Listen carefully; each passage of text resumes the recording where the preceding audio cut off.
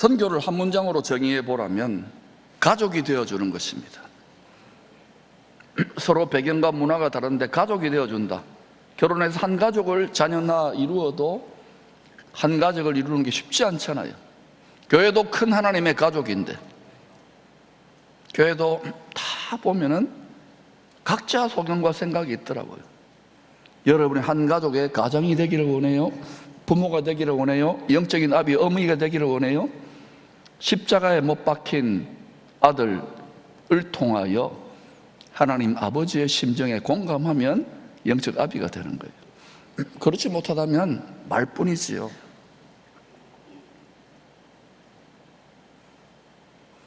구심점이 필요한 거예요. 화목해 하는 자가. 기쁨의 교회는 한 사람도 각자 소견을 따라 생각하고 싸우는 분이 없다고 믿습니다. 하늘에 계신 아버지의 뜻대로 사는 자가 천국을 기업으로 상속받을 하나님의 가족입니다. 기준은 간단해요. 누가 하나님의 가족인가? 마태복음 12장 50절입니다.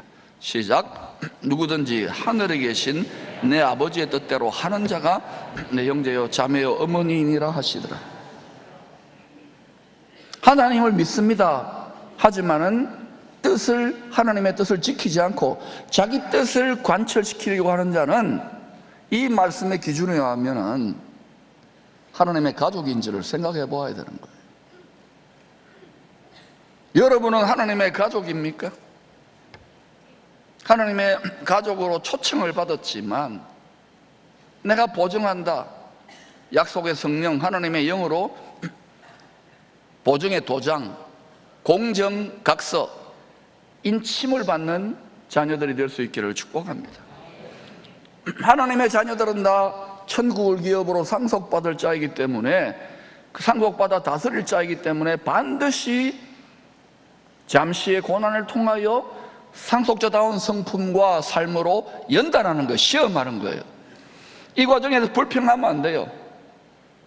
믿기만 하고 복만 구한다. 그건 미션입니다. 오늘날 교회가 많이 확장되고 한국교회가 커졌지만 다시금 성경이 무엇을 증거하고 있는지 제대로 볼 수 있기를 축복합니다. 마태복음 7장 21절입니다. 시작. 나더러 주여 주여 하는 자마다 다 천국에 들어갈 것이 아니요 다만 하늘에 계신 내 아버지의 뜻대로 행하는 자라야 들어가리라. 행위구원을 말하는 게 아닙니다. 예수를 믿고 하나님의 의를 옷 입고 아버지의 뜻대로 행하는 자가 되어야 되는 거예요. 아버지의 뜻을 행할 때에 반드시 우리 마음에 육체의 정욕과 생각을 따라 불순종하고 교만을 따라 판단하는 이것이 올라오게 되어 있습니다. 이걸 날마다 우리 육체와 함께 우리의 정욕과 탐심을 못 박지 않으면은 세상에 다 소망이 가 있는 거예요. 그리고 그 공동체는 반드시 싸우게 됐습니다. 그 집구석은 반드시 싸우게 됐어요. 하나님의 집구석이 아닙니다. 하나님의 집구석은 구석구석 내 자아를 주와 함께 못 박는 자들입니다. 주님이 그 길을 구원의 창시자, 구원의 개척자로 그 길을 걸어가셨어요. 하물며 우리는 그 길을 따라가는데 육체가 못 박힌 것도 아닌데 얼마나 불평과 불만이 많습니까? 어린아이들이라는 거예요. 성도들 보면은요, 저 자신도 그래요. 항상 자기 자신이 제일 잘 믿는 줄 알아요. 아닙니다. 나보다 남을 낮게 여기시기를 축원합니다. 미가는 왕족 출신 이사야가 활동했던 그 시기에 시골 촌놈으로 선지자로 택함을 받아서 사역을 했습니다. 주전 주님이 오시기 740년 때부터 약 한 680년 어간, 거의 50년, 60년을 오랜 세월을 이사야 또 미가가 선지자로 사역했던 거예요. 미가서 오늘 본문 4장은 북방 아시리아 제국이 침략하려고 위협하는 상태였습니다. 삼키려고 하잖아요. 이게 제국의 본성, 나라의 본성입니다. 그 다음에 또 약소국인 북이스라엘과 남유다, 한국하고 참 비슷해요. 남북 분단이 됐잖아요. 이 신앙을 가진 제사장 나라 백성인데 영적으로, 도덕적으로, 신앙적으로 타락해버리는 거예요. 점점점 빠르게 타락해가고 있는 거예요. 이럴 때에 미가는 죄에 대한 책망과 또 심판의 경고도 하시지만 오실 메시아를 통하여 하나님의 나라가 회복될 것에 대해서 예언합니다. 그게 오늘 미가서 4장의 내용입니다.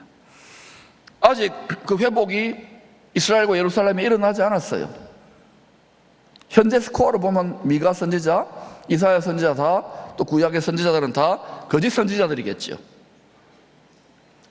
성경의 예언이 뭐냐? 여러분 예언은사 받은 예언이 뭐냐? 모든 예언은 성경에 예언한 창세전에 하나님이 예비하신 사람 되신 주 예수 그리스도를 통하여 하늘과 땅이 모두 통일되어 죄와 사망이 없는 영원한 영광의 나라, 하나님의 나라가 세워질 것에 대한 예언입니다. 여기에서 벗어난 예언들은 다 짝퉁이고 사입이에요. 또한 우리가 예언 기도를 받거나 할 때에 참고해야 될 것은 그 예언은 하나님이 우리 개인이나 가정이나 나라나 도시나 교회에 대해서 하늘에 계신 하나님이 가장 선하시고 기뻐하고 온전한 뜻, 최선으로 좋은 기대의 작전 지도를 주시는 거예요. 전부 다 믿음에 선한 싸움, 믿음을 지켜서 쟁취하는 싸움입니다. 꿈과 비전과 뜻이 크면 클수록 영적 전쟁은 더 치열한 거예요. 거기에서 많은 자들이 포기합니다. 그러나 끝까지 붙들 수 있기를 축원합니다. 반드시 성경의 예언은 전능하신 만군의 여호와의 능력으로 성취될 것입니다. 누구도 막을 수가 없는 거예요. 첫 번째입니다. 여호와의 전의 산, 곧 예루살렘 성전산으로 세상 모든 민족들이 몰려올 것이라고 예언합니다. 미가서 4장 1절입니다. 시작. 끝날에 이르러는 여호와의 전의 산이 산들의 꼭대기에 굳게 서며 작은 산들 위에 뛰어나고 민족들이 그리로 몰려갈 것이라. 이 세상, 옛 창조에 속한 이 세상은 끝날이 있습니다. 반드시 끝날이 있는 것을 아셔야 돼요. 끝날에는 이르러는 여호와의 전의 산이 산들의 꼭대기에 굳게 선다는 거예요. 작은 산들 위에 선다는 거예요. 이게 무슨 의미인가? 산이 뭔가를 알아야 돼요. 산은 고대 근동이나 한국도 마찬가지예요. 신령이 깃들이는 장소. 다시 말하면 신령은 하늘에 있는 높은 차원의 권세와 권위를 장악하고 있는, 그래서 그것을 왕으로 신으로 숭배하는 자에게, 영혼을 파는 자에게 권위를 위임해 주는 거예요. 근데 대체로는 어때요? 육체의 정욕과 탐심, 권력욕, 육체의 쾌락욕, 명예욕, 재물욕을 충동질해 가지고 신과 왕으로 군림하는 자들을 말해요. 그들의 처소를 말해요. 근데 여호와의 전에 사는 그런 곳이 아니잖아요. 가장 높은 하늘에 있는 참되신 창조주 하나님 예수 그리스도를 통하여 새 창조주 하나님의 처소가 여호와의 전의 산입니다. 이 산이 모든 산들의 꼭대기에 서게 될 때가 옵니다. 이 세상이 흔들리는 이유는 굳게 서게 하시기, 흔들리지 않는 나라, 흔들리지 않는 여호와의 전의 산이 예루살렘 성전산에 굳게 서게 하시기 위해서 진동한다는 것을 아시기를 축복합니다. 미가 선지자와 같은 시대에 활동했던 이사야 선지자도 한 번 더 같은 예언을 반복했습니다. 왜? 이 예언이 중요하기 때문에. 시작. 말일에 여호와의 전에 산이 모든 산 꼭대기에 굳게 설 것이요 모든 작은 산 위에 뛰어나리니 만방이 그리로 모여들 것이라. 반드시 이 일이 예루살렘 성전산에서 일어날 것입니다. 구약은 다 폐기 처분된 게 아닙니다. 하나님이 그 일을 행하실 것입니다. 하늘의 성전에 계신 주님이 땅의 예루살렘 성전산에 오셔서 이 세상 권세와 신들 위에 뛰어난 온 세상의 왕이 되실 것에 대한 예언입니다. 아직 이 예언은 성취되지 않았죠. 이 예언이 성취되지 말라고 엄청난 지금 진통과 방해가 있습니다. 영계로부터. 눈에 보이지 않는 세상이죠. 6월절 어린 양으로 피 흘리신 주님이 부활 승천하셨죠. 이 세상의 가장 강력한 권세는 죄와 사망 권세를 잡은 자, 이 세상 임금, 이 세상 신인 마귀입니다. 이걸 밟으셨어요. 누가?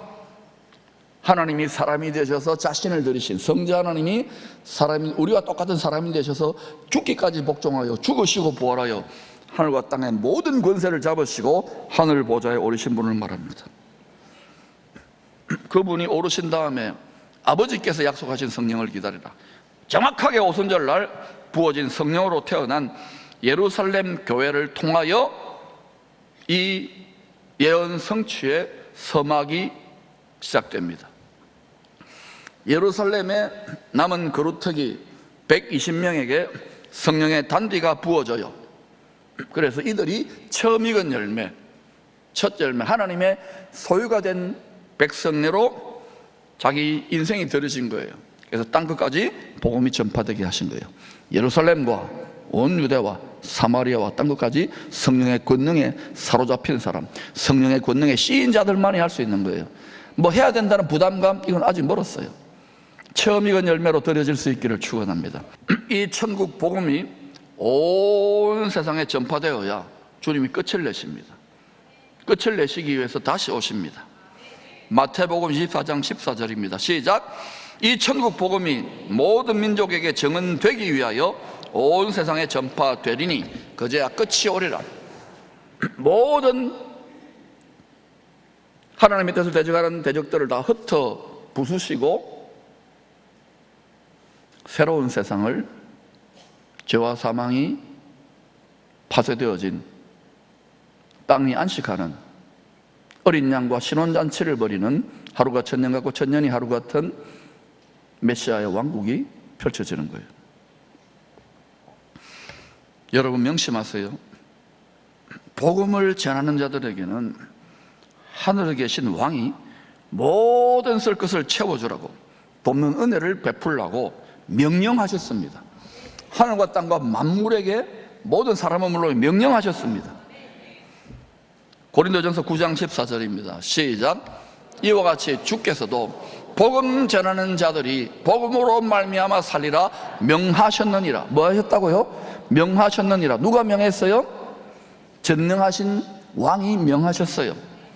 이것을 처음에 돈이 지배하고 재물이 이끌어가는 세상 속에서 이것을 굳게 붙잡고 하나님의 언약을 따라가 보시기를 축원합니다. 그때 조상들에게 맹세하신, 아브라함에게 맹세하신 예수 그리스도의 복음의 언약을 이루기 위해서 재물 얻을 능력을 주시는 거예요. 여러분, 이 시대는 오히려 기회라고 믿습니다. 하나님 말씀 믿고 이 능력을 구하십시오. 이와 같이 주께서도 복음 전하는 자들이 복음으로 말미암아 살리라 명하셨느니라. 이 하나님의 명을 따라가시면 안 될 것 같고 안 될 것 같은데 계속 돌파구가 열립니다. 그래서 저도 가보지 않은 길을 계속 여러분에게 같이 가자고 하는 거예요. 처음에는 홀로 가니까 이 길이 맞나 싶은데 계속 가면서 저 자신이 자그마한 티끌 같은 기적들이 계속 연속되는, 끊임없이 연속되는 거예요. 오늘 하루도 계속 기도한답니다. 기대한답니다. 할렐루야. 여러분도 이 살 길을 따라가시기를 축원합니다. 두 번째, 여호와의 전에 산이 모든 산들의 꼭대기에 굳게 서게 될 때 온 세상에 평화가 임할 것입니다. 그전까지는 평화하지만 계속해서 난리와 난리의 소문과 여러 가지 일들이 많이 일어나고 나중에는 전 세계가 한 덩어리가 될 것입니다. 두려워하지 마세요. 하늘 위에 우리의 집을 짓고 우리의 인생과 가정과 자녀들의 삶의 방향성을 열어놓으시기를 축원합니다. 높은 산으로 올라가라는 이야기는 그거예요. 거기에서 하나님의 부활하신 영의 능력을 덧입게 되는 것입니다.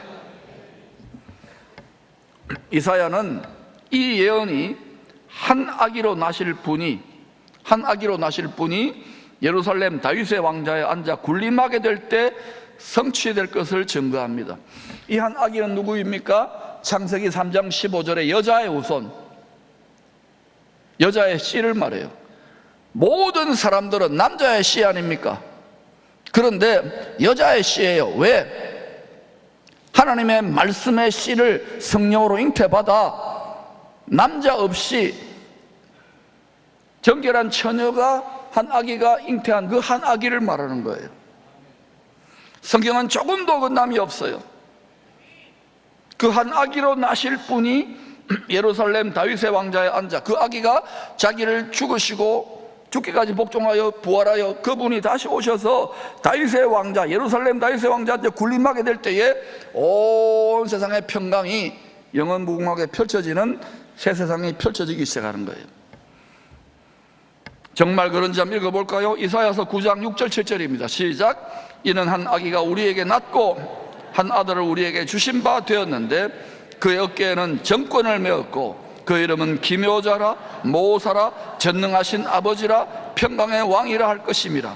그 정사와 평강의 더함이 무궁하며 또 다윗의 왕자와 그의 나라에 군림하여 그 나라를 굳게 세우고 지금 이후로 영원히 정의와 공의로 그것을 보존하실 것이라. 만군의 여호와 열심히 이를 이루시리라. 여러분, 이 한 아기를 가리켜서 전능하신 하나님 아버지라고 합니다. 아기가 자라서 예수님이 되어가지고 뭐라고 합니까? 나를 본 자는 아버지를 보았다. 그 예수님은 그 사대 성인이 아니에요. 전능하신 아버지 하나님과 동등한 분, 성자 하나님이란 것을 믿으시기를 바랍니다. 주님 다시 오실 때에 여러 가지 망가진 이 세상의 모든 생태계와 창조 질서가 다시금 회복됩니다. 이 세상의 임금, 이 세상의 신이 되려고 하는 마귀가 엉망진창으로 만들어 놓은 이 세상 생태계와 창조 질서가 에덴 동산과 같이 완전히 회복되고 복원될 것에 대한 약속입니다. 저는 그 소망을 바라봅니다. 그때에 저와 저희 자녀들, 또 여러분과 여러분의 자녀들이 그때에 첫째 부활자로 주와 함께 주와 한 몸 된 자로 나아갈 수 있기를 주야로 기도합니다. 성경의 말씀을, 이때 필요한 말씀의 양식을 소화할 수 있기를 축원합니다. 사도 요한은 주님이 오시기 직전 온 세상의 임금으로 잠시 군림할 짝퉁 그리스도가 나타날 것을 예언합니다. 이 짝퉁 그리스도는요, 주 예수 그리스도의 복음을 물타기 할 것입니다. 분명히 기억하십시오. 뿐만 아니라 세력이 강한 지역에서는 핍박하고 박해할 것입니다. 메시아의 왕국이 탄생하기 직전에 해산의 마지막 진통의 때인 것입니다. 요한계시록 17장 9절 10절 같이 한번 읽어볼까요? 시작. 지혜 있는 뜻이 여기 있으니 그 일곱 머리는 여자가 앉은 일곱 산이요 또 일곱 왕이라. 다섯은 망하였고 하나는 있고 다른 하나는 아직 이르지 아니하였으나 이름은 반드시 잠시 동안 머무르리라. 여자가 앉은 일곱 산, 일곱 머리, 일곱 왕이 있답니다. 이 여자는 뭡니까? 바로 큰 음력, 큰 성 바벨론, 이 세상 시스템을 말하는 거예요. 영적인 정신을 말하는 거예요. 반면에 주님이 마침내 회복하게 될 주님을 통하여 요한계시록 21장 22장에 바로 새 예루살렘 성, 거룩한 성은 뭐라고 합니까? 신부가 신랑을 위하여 단장한 같은, 신부 단장하는 정결한 처녀, 또 천사가 요한에게 말합니다. 어린 양의 아내. 이 큰 음녀와는 다른 거예요. 그러니까 여러분, 이 세상에서 여러분 어디에 소망을 둘 것인가? 큰 성 바벨론과 같이 변화되어가는 세상에 소망을 둘 것인가? 아니면 죄와 사망이 없는 영원한 우리를 위하여 예비하신, 신부들을 위하여 예비하신 그 거처인 한 몸 된 자들을 위하여 거처하신 예배인 죄와 사망이 없는 영원한 안식처 어린 양의 아내의 새 예루살렘 성을 바라볼 것인가? 여러분 마음과 생각의 방향을 분명히 하십시오. 여러분 회개는 딴 게 아닙니다. 이 세상 큰 성 바벨론같이 변해가는 이 세상의 애착과 소망을 끊고 이쪽을 향하여, 위를 향하여 나아가라는 거예요. 저 높은 곳을 향하여 날마다 달려가는 것이 신앙생활입니다. 육체의 힘으로 하는 것이 아니에요. 말씀과 성령의 권능을, 갑옷의 능력을 입고 나아가는 것입니다. 이것은 경험한 자들이 깨닫게 되는 것입니다. 일곱 산은 일곱 머리, 일곱 왕이라고 말씀이 해석해 놓고 있습니다. 일곱 산은 뭡니까? 역사 속에서 계속 성도들을 미혹 박해왔던 이 세상의 타락한 권세자들입니다.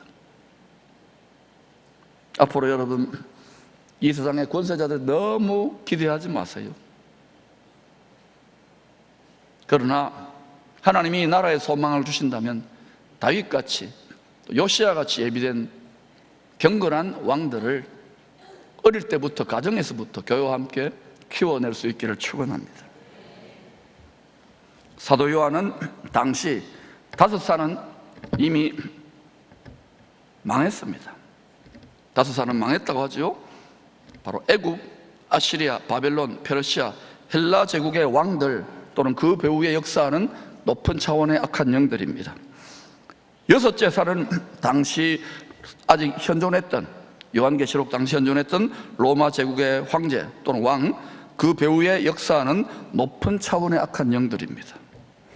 아직 이르지 아니한, 요한계시록 당시 아직 이르지 아니한 일곱 번째 산은 온 세상을 7년 동안 다스릴, 바로 다니엘서 9장 27절을 말합니다. 다스릴 적그리스도 또는 그 배후에 역사하는 사탄의 영입니다.